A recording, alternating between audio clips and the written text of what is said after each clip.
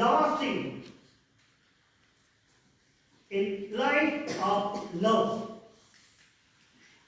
அன்பின் வாழ்க்கையில நீடித்து நிலைத்திருக்க வேண்டும்.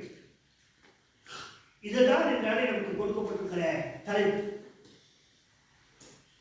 இந்த நிலையில் இரண்டு தலைப்புகள் நமக்கு சிஎஸ்ஐ தருகிறது. ஒன்று வாலிபர்களுக்கான தலைப்பு. வாலிபர்கள் கிறிஸ்துவில் செயல்படுகிறது. மற்றொரு தலைப்பு தான் வாழ்க்கையில அன்பிலே நிலை கொண்டு இந்த வாழ்க்கையை வாழ்வது. அந்த தலைப்பை தான் நல்ல தியானத்துக்குள்ளாக நம்முடைய பிரயோஜனத்திற்கு தேர்ந்தெடுத்திருக்கிறேன். அதில் இந்த அன்பிலே நிலைத்து வாழ்கின்ற வாழ்க்கைக்கு முதலாவதாக இந்த உலகத்திலே தேவன் கொடுத்த உறவு என்பது ஆதாம் ஏவாளுடைய உறவு தான். அது அவங்க 2:18 மனுஷன் தனியாக இருப்பது நல்லதல்ல என்று அவருக்கு ஒரு துணையை ஏற்படுத்தி ஆண்டவர் ஒரு குடும்ப அமைப்பை உருவாக்குகிறார். அப்படி ஒரு தேவனே உருவாக்குகின்ற ஒரு உறவுதான் அது திருமண உறவு. அவர்களை ஆணும் பெண்ணுமாகவே சிருஷ்டித்தார். அதே 1:28 இருப்பார். ஆணும் பெண்ணுமாக அவர் அவருடைய சாயலையே சிருஷ்டித்தார். அவர்களிடத்திலே பிள்ளைகள் கொடுக்கிறார். இப்படி ஒரு குடும்ப அமைப்பு வருகிறது. இந்த குடும்ப அமைப்பு அல்லது மனுக்குலத்தின் துவக்கம் என்பதே ஒரு திருமணம் தான்.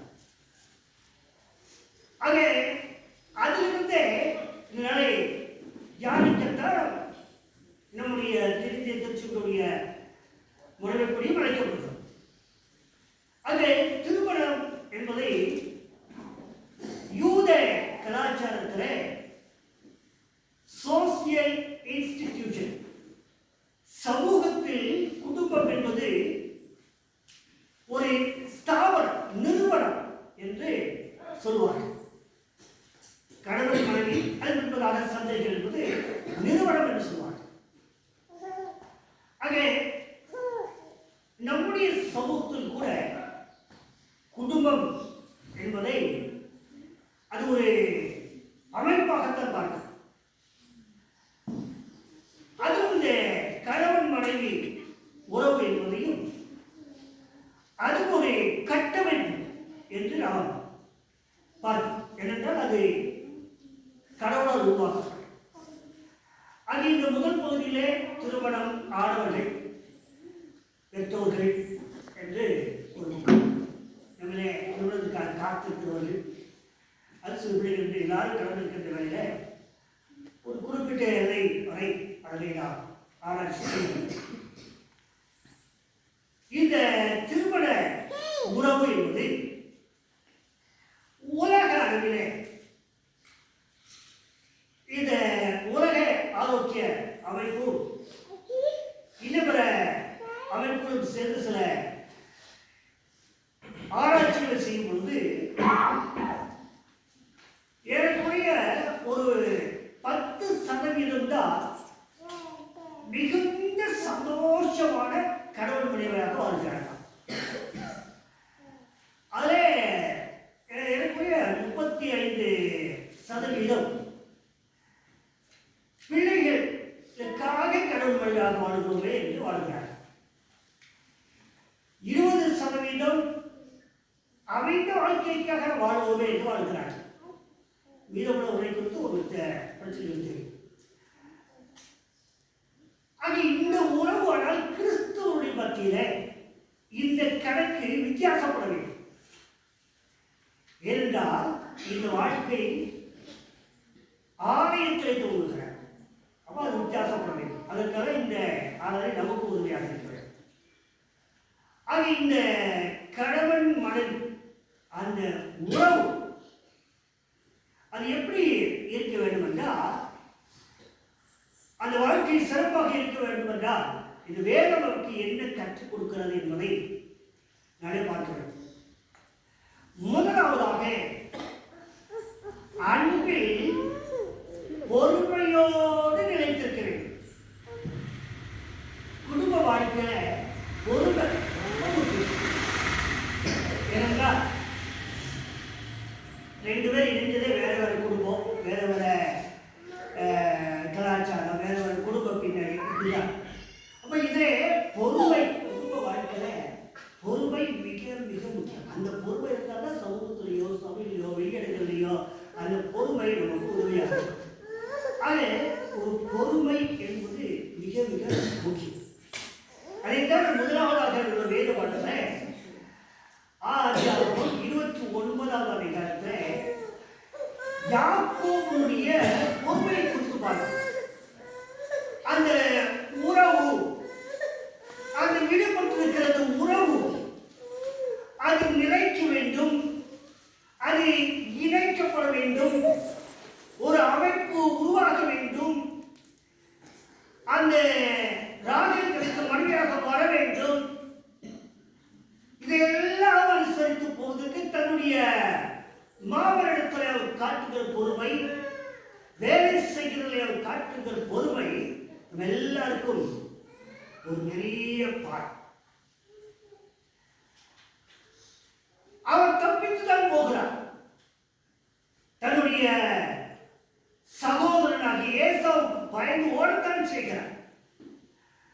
அம்மா சொல்லியிருக்கிறார், எனக்கு ஒரு சகோதரன் இருக்கிறார், அதான் அராமிலே லாபான் என்கிற என்னுடைய சகோதரன் உடன்படுகிறார், அங்கே நீ போகிறார். அங்கே போன பொழுது வழியிலே ராகரை பார்க்கிறார், அவரை மணமடிக்க ஆசைப்படுகிறார். ஒரு மாதம் சென்ற பின்பு லாபானை கேட்கும் பொழுது என்ன கூலி என்று கேட்கும் பொழுது உம்முடைய இளைய மகளை நான் திருமணம் முடிக்க வேண்டும் சொல்கிறார். அதற்கு லாபான் ஒரு கட்டுப்பாட்டை சொல்கிறார். என்ன சொல்கிறார்? அப்படியானால் நீ 7 வருஷ நேரத்தில் வேலை செய்ய வேண்டும் என்று சொல்கிறார். பொறுமையின் வடிவே ஆன அந்த லாபானுடைய மருமகன். நீங்களும் நேரம் நினைக்கிறீங்களுக்கு ஒரு மருமகன் கிடைச்சா பொறுமையா இது நம்ம வீட்டில் வந்து நேரம் செஞ்சு அப்படின்னு நினைக்கிறீங்களா? 7 வருஷம் வேலை செய்கிறார். 20வது வருஷத்தை வாசிக்கு 26, 29, 20ல அந்த 7 வருஷம் அவர் எப்படி அவர் பொறுமையா வேலை செஞ்சுட்டு அந்த 7வது வருஷம் முடியும் போது எப்படி ஃபீல் பண்றாரு பாருங்க. அந்தபடியே யாக்கோபு ராகேலுக்காக 7 வருஷம் வேலை செய்தான். 7 வருஷம் வேலை செய்துட்டு அவள் பேரில் இருந்த பிரியத்தினால் அந்த வருஷங்கள் அவனுக்கு கொஞ்ச நாளாக தோன்றியது. கொஞ்ச நாள் 7 வருஷம் 7 வருஷம் கிட்டத்தட்ட 2000 நாள் வந்துருச்சு. அது அவருக்கு கொஞ்ச நாள் வந்துச்சான். அந்த நகர்கள் புரியறப்போ அவ்வளோ 7 வருஷம் கூட ஒரு பொறுமை. அதனாலதான் யாக்கோபை ஆசை கொடுத்தார். இந்த நாள் வரைக்கும் யாக்கோபுடைய சந்ததிகளை நம்ம எப்படி சொல்ல 12 கோத்திரங்களை குறிக்கிறோம். அதே ஒரு கோத்திரத்தில் இயேசு கிறிஸ்து வந்தார். இயேசு கிறிஸ்துடைய கோத்திரங்களை நாமும் மாறப்பட்டு நம்ம இயேசு கிறிஸ்து பிள்ளைகளாக இருக்கிறோம். இன்னும் இயேசு கிறிஸ்து நம்ம சொல்றார், நீ ஆபிரகாமை சந்ததி சொல்றார். எல்லாமே அடிப்படை என்று சொன்னால் இந்த குடும்பம் என்ற கட்டமைப்பு இன்று வரை நீடித்து வந்ததற்கான அர்த்தம் அவர் அந்த பிரியம் வைத்தார். அது பிரியம் அந்த ராகேலை அவர் அவ்வளவாய் நேசித்தார். அந்த நேசித்த அந்த கொஞ்சம் 7 வருஷமே கொஞ்சம் அந்த பொறுமை அதுதான் அந்த குடும்பத்தை கட்டி காட்டு. நம்முடைய குடும்பத்தில் கணவன் மனைவிக்கிடையே பொறுமை ரொம்ப முக்கியம். எதுவெடுத்தாலும் பாஷையில எடுத்த கவுத்த அப்படின்னு எதுக்குமே ஒரு பொறுமை, எல்லா விஷயத்திலும் பொறுமையாக. சில உதாரணங்கள்லாம் சொல்லணும்னு ஆசைப்படுறேன், எல்லாத்துக்கும் பொருத்தமா இருக்காரு இல்லையா? அதனால உங்களுக்கே தெரியும் கடவுள் மனிதர்களே எந்த அளவுக்கு நான் பொறுமையா இருக்கேன். எடுத்துக்கலாம் போகும்போது எதுக்கெல்லாம் உடனே இம்மிடியட் அப்படியே போலீஸ்கார மாதிரி ஆர்டர் பண்ணிட்டு இருக்குது, மிலிட்டரிக்கார மாதிரி அப்படியே ஆர்டர் போடுறது. இப்போ அந்த ஸ்டைலில் போன வாரம் ஒரு சாட்சி கேட்டேன். அவங்க அப்பா பாஸ்டர் ஆகிட்டார், பாஸ்டர் ஆனது பிறகு அவர் மிலிட்டரியிலிருந்து ரிட்டையர் ஆகி வந்தவர். அந்த மிலிட்டரியில் இருக்கிற ஸ்டைலே தான் குடும்பத்தில் நடப்பார். பிள்ளைகளை வந்து சிட் டவுன் அப்படின்னா உட்கார் ஸ்டாண்டப் பண்ணிட்டு மனைவி 10 மணிக்கு 10 மணிக்கு டீ உள்ள கொடுத்துடணும். 10:05 ஆச்சுன்னா கத்துவார். டைம் பார்த்தியா 5 நிமிஷம் லேட் ஆயிடுச்சு, 10 மணிக்கு கொண்டு கொடுத்துறேன். முன்னாள் கொண்டு வந்தாலும் கத்துவார். இதுக்கு ஒரு மிலிட்ரி தான் கிடைக்கும், குடும்பத்துக்கு இல்லை. அது மிலிட்ரி ஸ்டைலையோ போலீஸ்கார ஸ்டைலையோ கம்பெனி ஸ்டைலையோ குடும்பம் நடத்த முடியாது.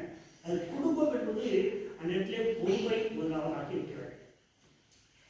இரண்டாவதாக எவ்வளவு இருக்கிற இளைஞர் நிருபத்தில் 13வது அதிகாரத்தில் 4வது வசனம் 13வது அதிகாரம் 4வது வசனத்தில் இரண்டாவதாக குடும்பங்களில் இருக்க வேண்டிய விஷயம் பரிசுத்தம்.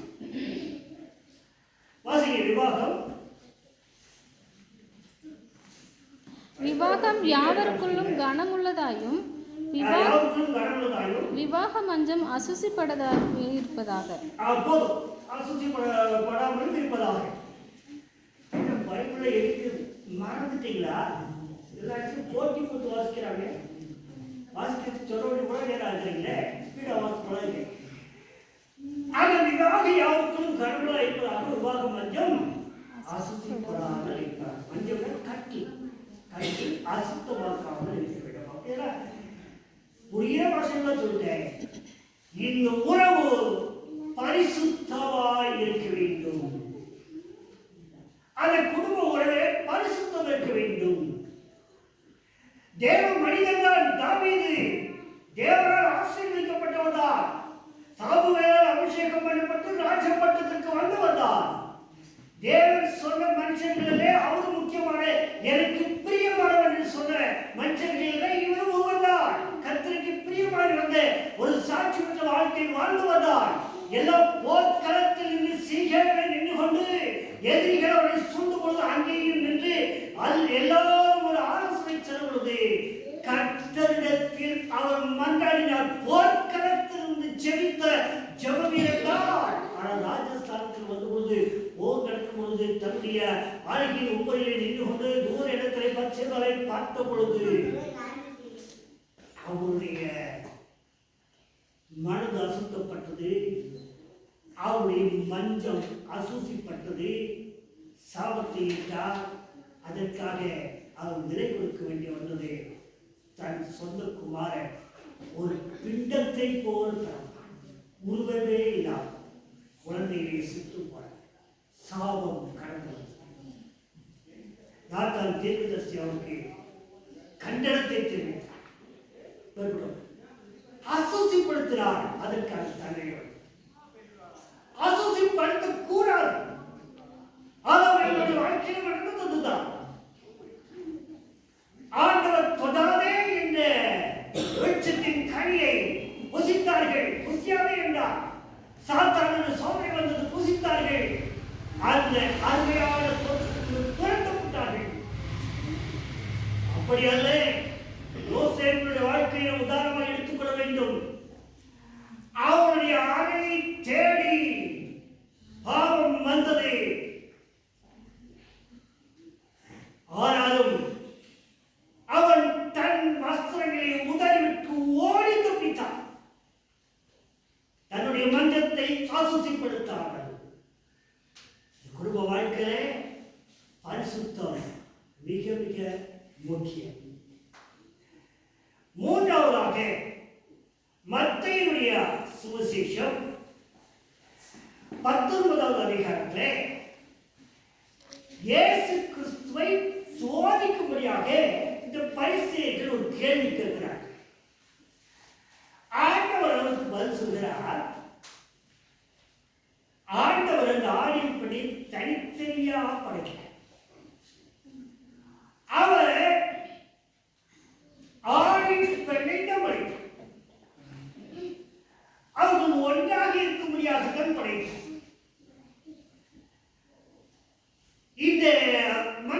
படைத்து ஆதியாகமம் 2:23 அவர் எலும்பிலிருந்து ஏவாளை படைத்த பின்பு அவள் என் மாம்சத்தின் மாம்சமும் என் எலும்பில் எலும்பும். இப்படி ஒருவருக்கொருவர் ஒன்றாய் இசைந்திருக்கும்படியாக அவர்களை படைத்தார். ஆக குடும்ப உறவுகளை கணவன் மனைவி எப்பொழுதுமே இணைந்தே இருக்க வேண்டும். அதிலே இளவசனத்திலே கடவுள் இணைத்ததை மனிதன் இருக்கார். ஆகியோர் இணைந்தே இருக்க வேண்டும். அது மிக மிக முக்கியம். இவன் கடவுள் மனம் மட்டும் ஒரு இணைக்க வந்தீங்கன்னா அதுக்கு அப்படி தனி கிளாஸாக இருக்கு. அப்படி இணைந்து இருக்கும்படியாக புரிந்து இருக்கும்படியாக அல்ல. எண்ணங்கள் வேறுபடலாம், படிப்பு வேறுபடலாம், இருந்தாலும் இன்னும் கலந்து பேசப்படும். ஒருத்தர் கருப்பா இருக்கலாம், ஒரு சோப்பா இருக்கலாம். படிப்பிலே ஒருத்தர் உயர்ந்த படிப்பு படித்திருக்கலாம், ஒருத்தர் குறைந்த படிப்பு படித்திருக்கலாம். ஆனால் கணவன் மனைவியா இணைவது என்பது ஆண்டவர் இணைக்கிற இணை. அதை புரிந்து கொள்ள. ஆக இணைந்து அன்பிலே நீடித்திருக்கிறது. பரிசுத்தமாய் அன்பிலே நிலைத்திருக்கிறது. பொறுமையிலே அன்பிலே நிலைத்திருக்கிறது. அன்பு என்பது இந்த குடும்பத்திலே பிரதானம். ஒருவருக்கொருவர் அன்பு காண்பித்து பொறுமையாக பரிசுத்தமாக இணைந்து இந்த வாழ்க்கை நடத்த வேண்டும். இதில் அடுத்த கட்டம் தான் இந்த திருமண உறவுகளை இடையவர்களுக்கு கிடைக்கிற அடுத்த பொறுப்பு என்னவென்றால் அடுத்தவர்களுக்கு ஆண்டவர் சன்னதிகளை கொடுக்கிறார். அப்படியானால் இப்பொழுது எப்படி ஒரு கணவன் மனைவி இணைப்பு இருந்ததோ அடுத்த பொறுப்பு அவர்களுக்கு பெற்றோர்கள் என்கிற ஒரு பொறுப்பு, ஒரு பதவி வருகிறது. அதுக்கு அந்த பெற்றவர்கள், ஆகவே அவர்கள் பெற்றோர்கள். ஆக இப்பொழுது அவர்கள் பெற்றோர்கள் என்பது அவர்களுக்கான சில பொறுப்பு இருக்கு. 78வது சங்கீதத்தை எடுத்துக்கொள்வோம். இந்த பொறுப்பிலே முக்கியமான 2 பொறுப்பை பெற்றோர்கள் உணர்ந்து கொள்ள வேண்டும். அதைத்தான் நான் வலியுறுத்தி சொல்ல ஆசைப்படுகிறேன். அடுத்த வாரம் நமக்கு வாலிபர்கள் ஆளர் எடுத்தது. இப்ப இருக்கிற பெரிய சங்கடமான ஒரு வருத்தம் வைக்கக்கூடிய சபைகளில் இருக்கிற ஒரு நிலை என்ன? சிறுவர்கள் உற்சாகமாக வருகிறார்கள். அவர்கள் வாலிபர்களாகும் பொழுது சபைக்கு வருகிறதில்லை. அவரை தேட வேண்டியிருக்கிறது. சபை என்ன செய்கிறது என்று கேட்கிறோம். அதுக்கு முன்பதாக அந்த பெற்றோர்கள் தங்களுடைய பொறுப்பை உணர்ந்து செயல்பட்டிருந்த அந்த வாலிபர்கள் சபையில் தான் இருந்திருப்பார்கள்.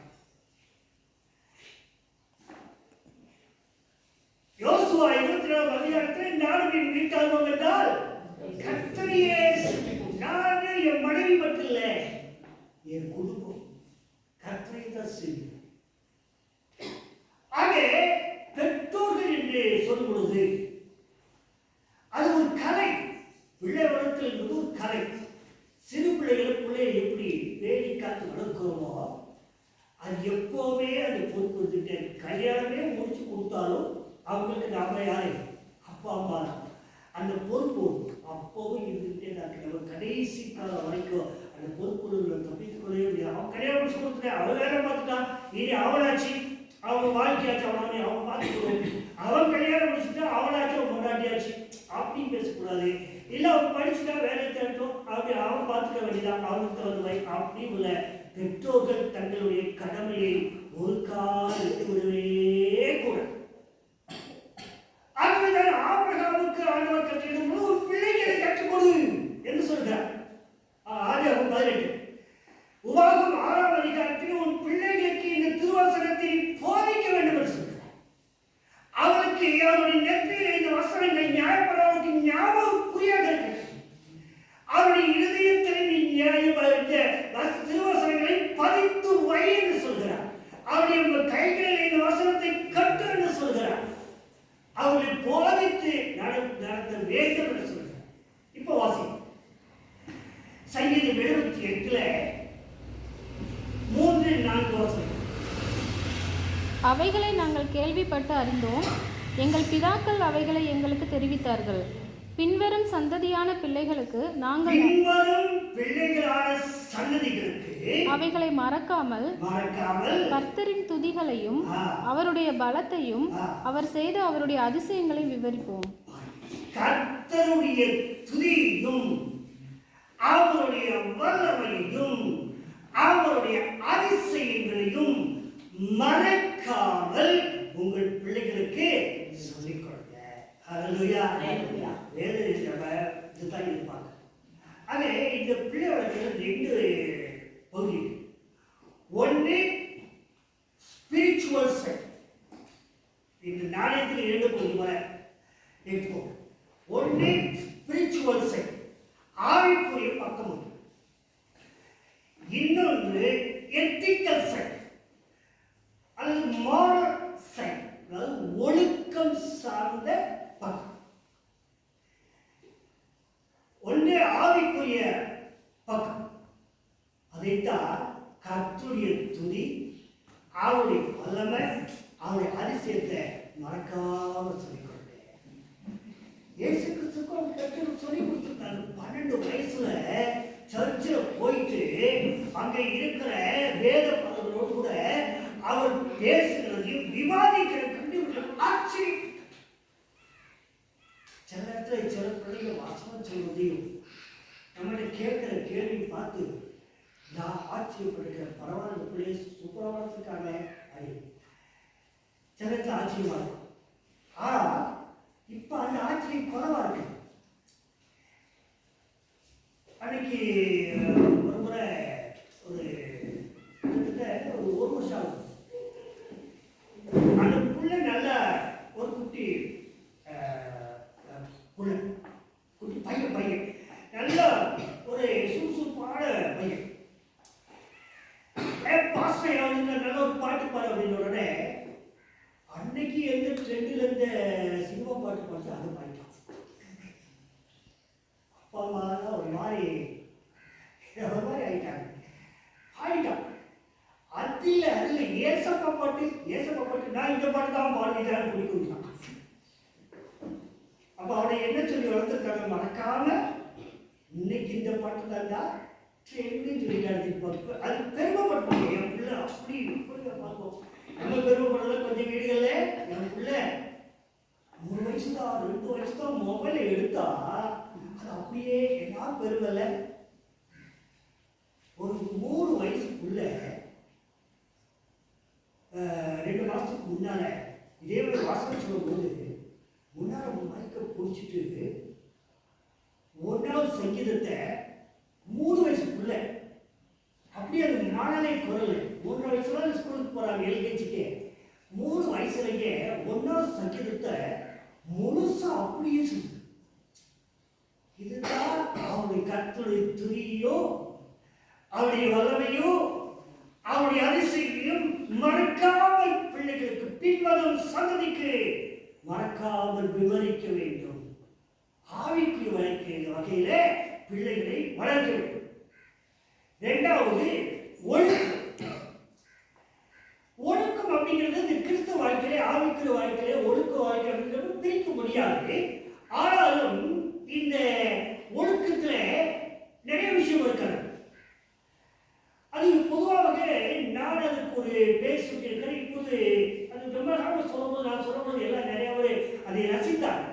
இப்பொழுது அது ஒரு பொதுவான வார்த்தை. நமக்கு ஒரு கிறிஸ்டியன் டிசிப்ளின், கிறிஸ்துவ ஒழுங்கு என்று ஒன்று இருக்கிறது அப்படின்னு சொல்லுவோம்.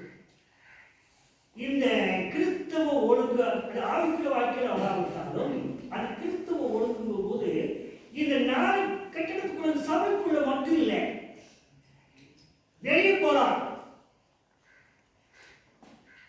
இப்போ அடுத்த இப்பெல்லாம் என்னன்னா முன்னெல்லாம் ஒரு காலத்தில் நம்ம பார்த்தோம்னா ஒருத்தர் பார்த்தோம்னா பிரைஸ்லார் அல்லது ஸ்தோத்ரையா பேசுவாரியா ஸ்தோத்திரையா அப்படின்னு சொல்லி சொல்லுவோம். இப்போ எங்க சொல்றோம்னா வீட்டுக்குள்ள சொல்றோம். சர்ச்சுக்கு வந்தா ஸ்தோத்திரையாங்க. இதே மூணாவது டவுன்ல பார்த்தா குட் மார்னிங் ஐயா, குட் ஆஃப்டர்நூன், குட் ஈவினிங் ஐயா, குட் ஈவினிங் சார். அப்ப நம்ம நடிக்கிறோமா? கிறிஸ்துவ ஒழுங்கு அப்படிங்கிறது அப்படியே இல்லை. எல்லா இடத்திலையும் தன்னை கிறிஸ்துவாய் காட்டிக்கொள்ளும். வேலை செய்கிற இடங்களிலே கிறிஸ்துவாய் காட்டிக்கொள்ளும். ஏன்னா நம்ம ஆண்டவர் அப்படிதான் கேட்கிறோம். நம்ம ஆண்டவரே இந்த வாழ்க்கையில் எல்லா இடங்களிலும் நம்ம வீட்டுக்குள்ள பட்டிக்கிறோம். நான் வேலைக்கு போயிட்டு வந்து நான் உங்களை பார்த்துக்கிற ஆண்டவர்கிட்ட போறோம். என் கூடவே வா. ஆண்டவரே நான் பிரயாணப்படுகிறேன், கூடவே வா. ஆனால் பிரயாணத்திலே போகும்போது அந்த இடத்துல ஒரு கிறிஸ்துவர்களாக காட்ட வேண்டிய ஒழுங்கு, சபையிலே நாம் காட்ட வேண்டிய ஒழுங்கு, சமூகத்திலே நாம் காட்ட வேண்டிய ஒழுங்கு, இவைகள் எல்லாவற்றையும் பெற்றோராகிய நாம் முதல்ல நாம் படிச்சுக்கணும், செய்யணும். இந்த பெற்றோருக்கு முதல் எடுத்துக்காட்டு யார் சமூகத்தில்? அப்பா தான், அம்மா தான். இவங்க தான் எடுத்துக்காட்டு. அப்ப பெற்றோர்கள் ஆவிக்குரியவர்களை கற்றுக் கொடுப்பது போல ஒழுக்கங்களையும் கற்றுக் கொடுக்க வேண்டும். அதுல எல்லாம் இருக்கிறது. சோசியல் பிஹேவியர் என்று சொல்லுவாங்க. சமூகத்துல ஒருத்தர் எப்படி நடந்துக்கணும், பெரியவங்க வரும்போது எப்படி நடந்துக்கணும், சின்னவங்க வரும்போது எப்படி நடந்துக்கணும், பெரியவங்க எப்படி பேசணும், தம்பி எப்படி பாருங்க, நல்லா இருக்க, எங்க கடைக்கு போறியா, ஆ சாரமா போறியா, ஆ பிள்ளைங்க பேச வேண்டியப்பதான். ஆமாங்க மாமா, ஆமாங்க பெரியப்பா, ஆமாங்க அப்பா, ஆமாங்க சித்தப்பா, இப்படி நம்ம பிள்ளைங்க பேசுறாங்களா? விளையாட போறியா, ஆ ஸ்கூலுக்கு போறியா, ஆ. இதெல்லாம் சோசியல் பிஹேவியர். இதையும் கிறிஸ்தவ பெற்றோர்களாக நாம் கற்றுக் கொடுக்க வேண்டும். கல்வியையும் ஒழுக்கத்தையும் ஸ்கூல்ல சொல்லிக் கொடுப்பாங்க. ஆனா அப்பா அம்மா சொல்லிக் கொடுக்கிறத விட நீங்க வாழ்ந்து காட்டணும். நீங்க வீட்டுல பிரேயர் பண்ணி வேதம் வாசித்து செவித்து நீங்கள் இருப்பேன் சொன்னால் உங்களுடைய பிள்ளைகள் அந்த ஆவிக்குரியவர்களை நீங்கள் உங்கள் பிள்ளைகளும் பழகிக்கொள்ளும். நீங்கள் வீட்டிலே இது நேரத்தை கடைபிடிப்பது, ஒழுக்கங்களை கடைபிடிப்பது, நல்ல வார்த்தைகளை பேசுவதார்கள், அந்த ஒழுக்கத்தை உங்களிடத்திலிருந்து உங்கள் பிள்ளைகள் முதலாவதாக கற்றுக்கொள்ளும். அது இந்த இரண்டு பக்கமும் ஒரு நல்ல பெற்றோர்களால் நீங்கள் காத்துக்கொள்ளும். அது இந்த கணவன் மனைவி உறவிலே பொறுமை, பரிசுத்தம், அதே போல இணைந்திருத்தல் என்று பார்த்தது போல அதுக்கு பெற்றோர்களாய் வரும்பொழுது அந்த பெற்றோர்களை ஆவிக்குரிய பக்கம் இருக்கிறது, ஒழுக்கம் என்ற ஒரு பக்கம் இருக்கிறது. அதிலையும் தன் பிள்ளை வளர்க்கல சிறந்த பெற்றோர்களாய் நீங்க வளர்க்கணும். அப்புறம்தான் சிறு பிள்ளைகளுக்கு.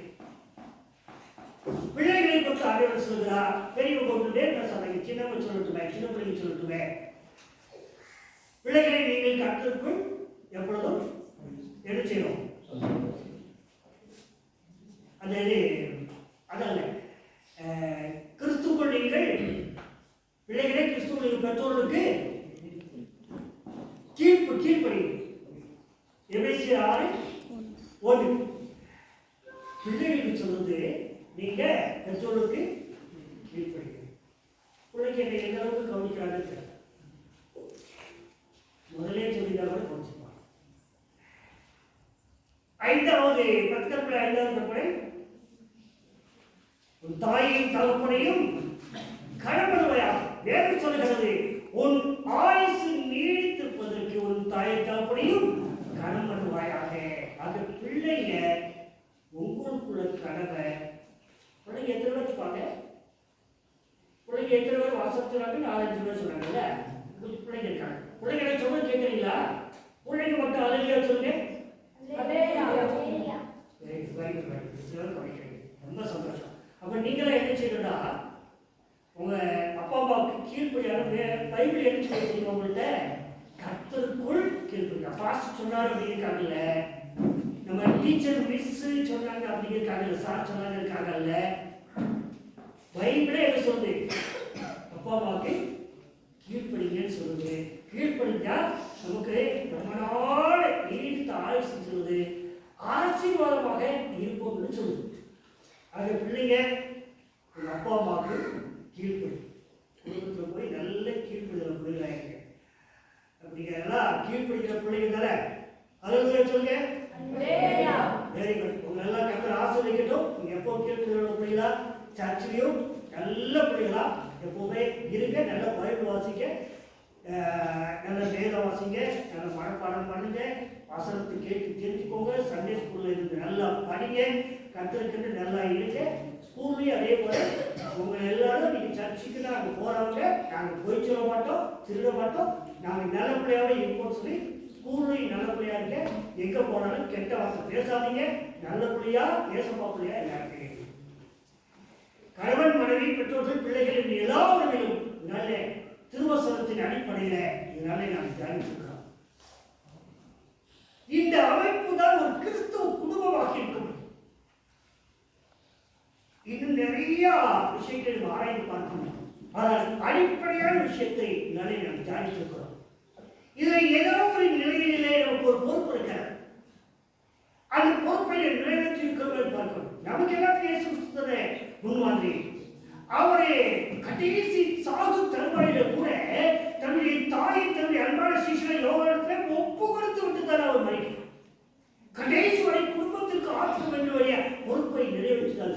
நமக்கும் அப்படி குடும்பத்தில் ஒரு குடும்ப தலைவன், தலைவி, பிள்ளைகள், பெற்றோர்கள் ஏதோ ஒரு நிலையில குடும்பத்தில் பிள்ளைகள் எல்லாருக்கும் ஒரு இடம் இருக்கிறது. அது ஒரு கிறிஸ்துவனாக இயேசு கிறிஸ்து தன்னுடைய பொறுப்பை நிறைவேற்றது போல நம்முடைய வாழ்க்கையில நாமும் நம்முடைய பொறுப்புகளை ஒரு கிறிஸ்துவ குடும்ப அங்கத்தினராக அவர்களை நிறைவேற்ற நாம் முயற்சிக்க வேண்டும். கர்த்தர் நிச்சயமாக உதவி செய்யும். அநேக மாதிரியான குடும்பங்களாய் நம்முடைய குடும்பங்கள் அமையட்டும்.